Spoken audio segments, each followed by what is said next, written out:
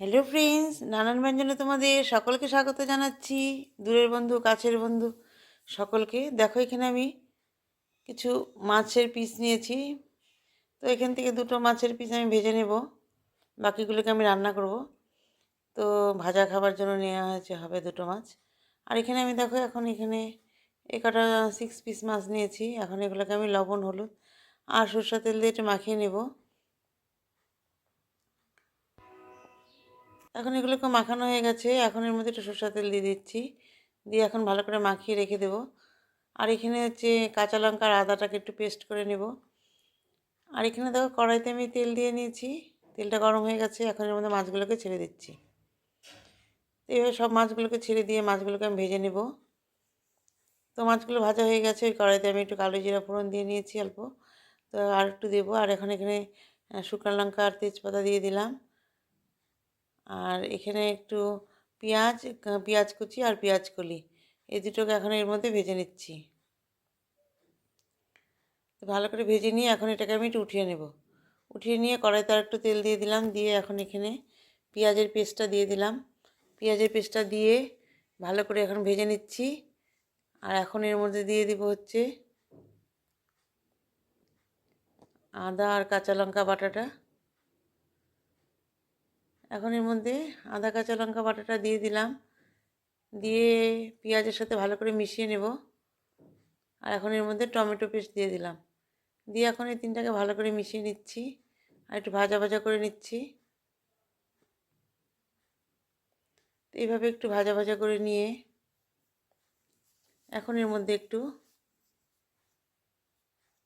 লবণ হলুদ দিয়ে দেব।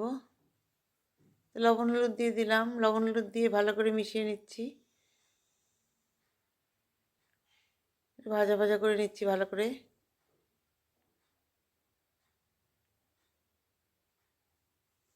এখন এর মধ্যে দিয়ে দেবো হচ্ছে জিরের গুঁড়ো আর লঙ্কার গুঁড়ো।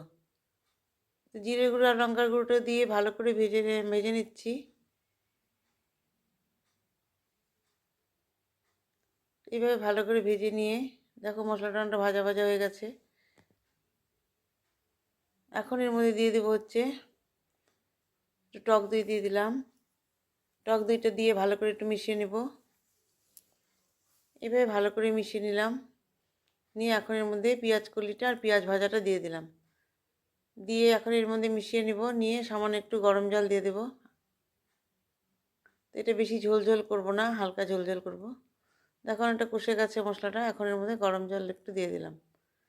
গরম জল দিয়ে ভালো করে মশলার সাথে একটু মিশিয়ে নিচ্ছি, নিয়ে পরে আর একটু গরম জল দিয়ে দেব। বেশি দেব না, অল্পই গরম জল দেব।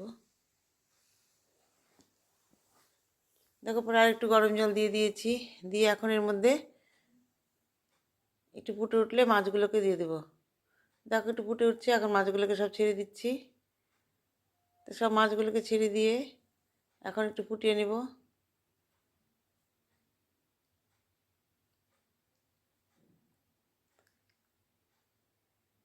এইভাবে আমার মাছ রান্নাটা হয়ে গেল। এখন এর মধ্যে একটু ধনেপাতা দিয়ে দেব। তো ধনেপাতা দিয়ে দিয়েছি, এখন এটাকে আমি নামিয়ে নেব। এইভাবে আমার রান্নাটা বন্ধুরা হয়ে গেল। তো বন্ধুরা, তোমাদের যদি ভালো লেগে থাকে তো প্লিজ একটু কমেন্টস করবে ও সাবস্ক্রাইব করে পাশে আসবে। এখন এই মাছটাকে আমি সার্ভ করে দিলাম। তো বন্ধুরা, তোমরা সবাই যেন ভালো থাকো এবং সুস্থ থাকো, এবং তোমরা সবাই আমার পাশে থেকো। নমস্কার।